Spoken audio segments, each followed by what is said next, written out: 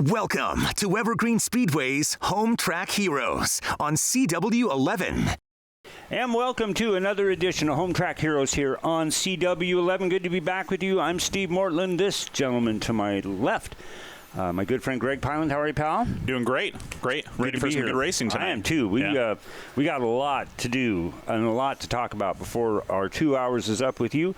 The race and event we're covering tonight is the BECU, presented by BECU for our NASCAR Drivers Reunion. Yes. And also presented to you by Busch Light. And boy, I tell you, you got to see some cool stuff you haven't seen. You do, and we got to see so many drivers from past that have experience out at Evergreen Speedway. So much fun to see some of the interviews with people that you hear about, like their historic past at Evergreen Speedway, but to have them out at the track, so much fun. Yeah, and what else was neat, I thought, was that a lot of the old rivalries from back in the day, they're still wanting to go at each other. So we have got a lot to do tonight. We have our NASCAR street stocks. In fact, that's what we're going to start off with, is a heat race that we did earlier in the afternoon.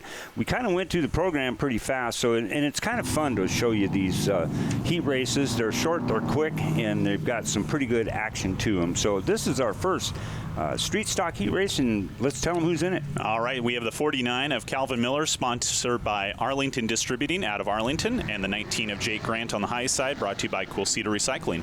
And in the second row, the 14 Interstate Batteries sponsored car of Colin Hubbard, and outside our champion from 2020 American Image and Eastside Harley Davidson, and that is the number 1 of Ted Lindgren. Last row is the 51 of Jeff Wanson, sponsored by H2 Engineering. On the outside, the 24 Thomas Sherman, brought to you by Juicier Extractions. All right, here we go. 6 cars, and I believe 8 laps, and we are green. As you can tell, it was just a gorgeous, gorgeous day out here at Evergreen Speedway.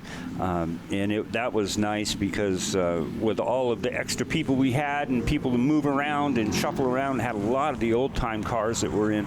Hopefully we'll get some shots of those because, boy, a lot of memories were brought back. But the first lap is going to be led by the 19 of Jake Grant, and spotting for Jake Grant all night long, our friend Tom Glithero. That's right. He did a great job. He had double duty that night. He did. And so much fun to see Jake Grant kind of continue the progress that he's made in this division. And we saw a couple of weeks ago that Jake had an awesome race, and we see it early on here in this heat race as well. That there's Lindgren just kind of knocking on the back door there of the 19, but definitely good to see the 19 car out there having a great race so far. Another car that was pretty impressive all afternoon and all night long too was that number 49 car, Calvin Miller, who is in one of those situations where he is just learning every time a wheel turns on that number 49 car. So Colin Hubbard, keep that name, Calvin Miller, keep that name kind of tucked in the memory bank, because that's going to be one you're going to hear a lot about as the years roll on out here at Evergreen Speedway for the street stock division. And check it out, there it is. It's still the 19 of Jake Grant in the lead.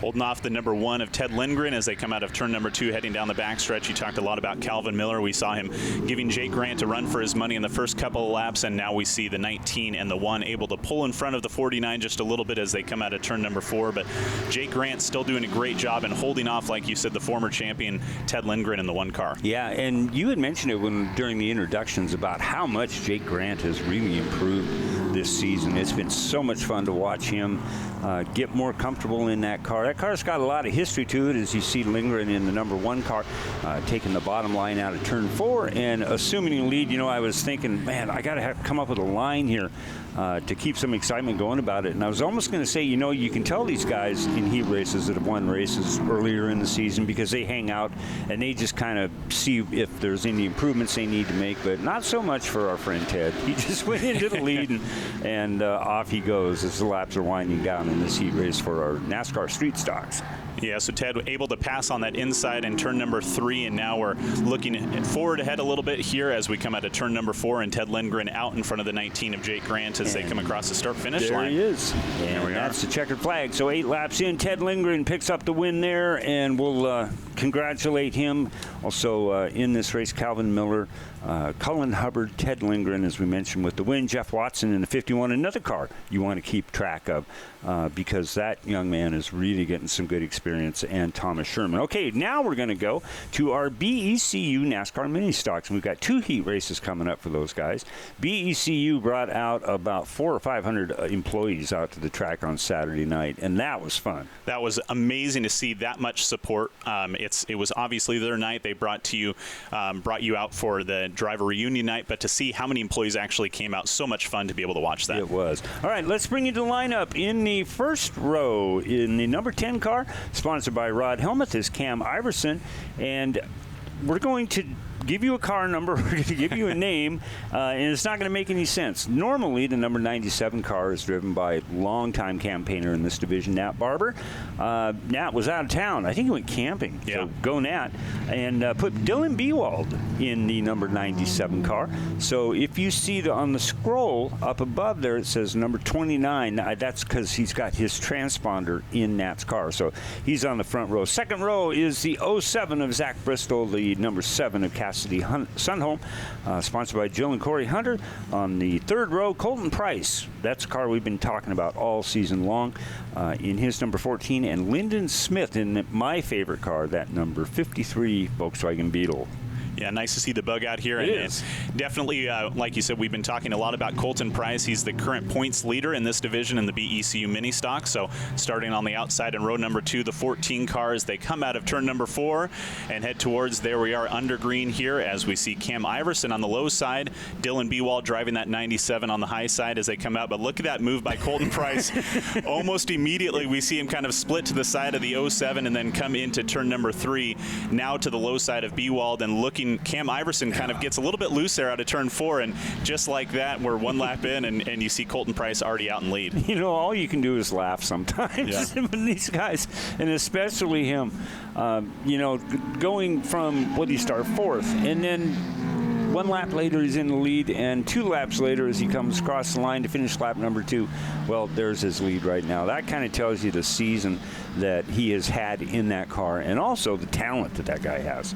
Yeah, and it's such a strong division all throughout. I mean, there's so many drivers we're going to see later on tonight in the main event and in our second heat race. But, Colton Price is definitely one that's risen above the fray with everybody else kind of charging hard behind him.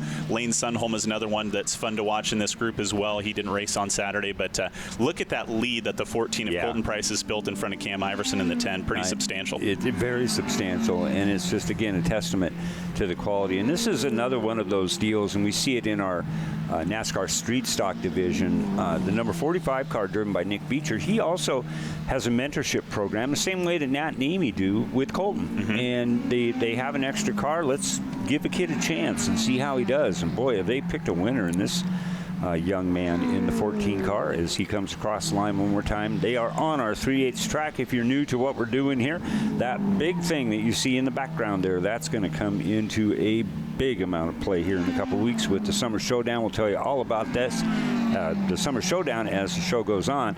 But again, up front, it is all Colton Price, and he may have one more lap to go. The thing I'm interested in is how Dylan Bewald is feeling right now. He's got about 6 laps into this car. He's practiced in, and completely, I can only imagine a completely different type of race car. So that kid is learning, and just got so much to process on. So he would be interesting to keep an eye on how he does. The caution is out, and we're going to get Cassidy Sunholm, her wreck cleaned up, and we'll get back to it here in just a second. But, again, Colton Price starting where he started on the inside of the back row. I know it's 6 cars, but, again, just putting on a show. Yeah, and like you said, Nat and Amy Barber, they have helped out so many racers. They own Colton Price's car, and you saw Dylan Bewald had some issues with his 29 car, so just like that, Nat and Amy Barber say, hey, we're out of town, go ahead and drive the 97 so you can keep accumulating those points, which are so important, especially as we get to this part of the season. So very cool to see how much they support other racers out here at Evergreen Speedway. It really is, and they're just such good people. They have their Racers Against Child Abuse program that they have been behind for many years now, and it has done some amazing things for a lot of families around the Pacific Northwest. So much props to Nat and Amy as we get this thing wound up, and we are going to have a green-white checkered to get this thing wrapped up. This first of our 2 BECU NASCAR mini stock heat races, and Dylan Bewald, that was a break for him because he was kind of languishing back there. You got a great restart, and now he'll be up in the second spot, getting a little bit more comfortable every lap in that number 97. But one more to go, I think, for the 14 of Colton Price. Yeah, and like you said, for Dylan Bewald, driving that 97, able to get in front of Cam Iverson, so now up in second as they come into turn number 3. But Colton Price, even though it was only a couple of laps after that caution for this checkered flag that we're about to see, able to build another pretty good lead in front of the 97, driven by the usual driver of the 29, Dylan Bewald. So great finish there by Colton Price to wrap out this first heat race for the BECU mini stocks. All right, we're going to get right into heat race number 2 for our NASCAR mini stocks here on Home Track Heroes. Like we talked about earlier, just an absolutely beautiful afternoon and night. Just you couldn't ask for anything better. And here they come, and tell them who's on it. All right, front row, we have the 20 of Jason Wilson. On the outside is the 34 of John Olson, brought to you by Brandy Hood Promotions. In the number 4 car in the second row on the inside, brought to you by Happy Cookies and Cakes. That is the 4 of Cole Reardon. In the 521, the Leuna Local 292 car of Mike Jensen. Next row, third row, we have the 00 of Steve Potasic. On the high side, the 25 of Riley Daughtry, brought to you by Twisted Metal Off-Road in Arlington. And rounding out the field in his familiar number 16, the Moonshine Barbecue in Linwood entry of Travis Woodward. Okay, so who's the strange name we have in this race? I'm going to go with Potasic. As you should. Yes. Yeah. Normally, that is car is driven by, I believe, Cassidy Sunholm. Okay. Yeah. And don't know why Steve's in it. I mean, I'm glad he is. Don't get me wrong. Yeah. And you know that if her last name is Sunholm, she'll be back in that car just soon as she can. But if you're not familiar with the name Steve Potasic, he drove street stocks out here for years and years. And this year, he is splitting time with pace car driving. Yeah, so yeah, getting a little practice at least in the Speedway Chevrolet pace car, and now we see him out here with our BECU mini stocks with a very exciting start to this race. As you see the 521 of Jensen, and you also see that Cole Reardon in the 4 car trying to get around Jason Wilson in the 20. As we come into turn number 3, getting close to 3 wide, but not quite there yet as we come out of turn number 4. And there is the 4 car of Cole Reardon able to jump in front of the 20 of Jason Wilson on that first lap. An absolutely gutsy start by the 521 of Mike Jensen, who by his own admission has been throwing everything but the kitchen sink at that 521 car in 2021, and it just has not gotten him to where he wants to be or where he's accustomed to being. And that's always up in the top, at the top. And then, oh, look at that. If you ever wanted a description of a motor grenade, there it is right there. Holy cow, Riley Daughtry in the number 25 goes up in smoke. And she's doing something really, Daughtry's really doing something cool right there. And we'll explain it to you what that is. Got a couple of replays here that I think are going to be pretty neat coming out of turn number 4, and I have a feeling that Daughtry might have known that something was up. Usually if it grenades like that, it's going to vibrate a little bit. It's going to give you an indication that she's about to go. And go it did, but really a good job of handling that situation, I think. And like you said, taking it off into the pit lane almost immediately, kind of going through the grass a little bit, but in case there was any oil that was leaking out of that engine whatsoever, got off really quick to pit lane, which was huge, right? Yeah, and props to Daughtry for doing that, because if that car had been down in the inside groove, and you never know if it's going to put oil down. You don't know what happened to it. Obviously, that was pretty catastrophic, but props for the way that was handled and driving it out as far as she could in order to get the thing put out. Yes, yeah, so, absolutely. And driver was A-OK, so that's always good to hear as well. And yes. We'll be back here for our second heat race with your BECU mini stocks, and you see in that front row Cole Reardon on the low side, the 521 of Mike Jensen on the high side in row number 1, and then Steve Potasic and Jason Wilson in row number 2. I'm impressed with Jason Wilson in this particular day and night. He has found something in that number 20 car. I'm glad he did. Don't know what it is. Don't care what it is. I'm just glad to see him doing well. And he displayed it on this particular heat race, and then it'll be kind of fun to watch in the upcoming main event too. So they are getting them wound up. They start and go across the checkered line, and Mike Jensen taking a look up on the high side as they come out of turn number 2 with Cole Reardon, who's had a really good season so far. A little bit better gain in horsepower as they went into 3, and he will assume that lead. Mike wants to dive down below, just can't quite get that thing to make the turn the way he wanted it to. But Cole Reardon heads her into 1. Yeah, and you see Cole Reardon out there in front of Mike Jensen, Steve Potasic able to get around Jason Wilson, the 20, but now you start to see your top 2 with a pretty good gap in front of the 3rd car, the 00 of Steve Potasic, as Potasic and Jason Wilson going to be battling here for 3rd as they come out of turn number 4 and across the start-finish line. So we're just about halfway done with this BECU mini stock heat race number 2 as we look back to our leader, and Cole Reardon starting to build that lead in front of Mike Jensen. Yes, he is. He's probably right now at about 6 to 8 car lengths ahead as they come out of turn number 4.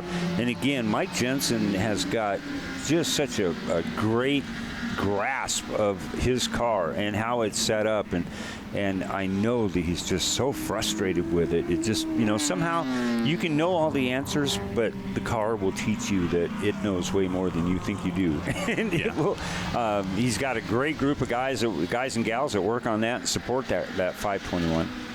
So he'll get it. He'll get it figured out. All right, we're getting down to it. Cole Reardon still hanging in there in that number 4 car as he takes it into 4.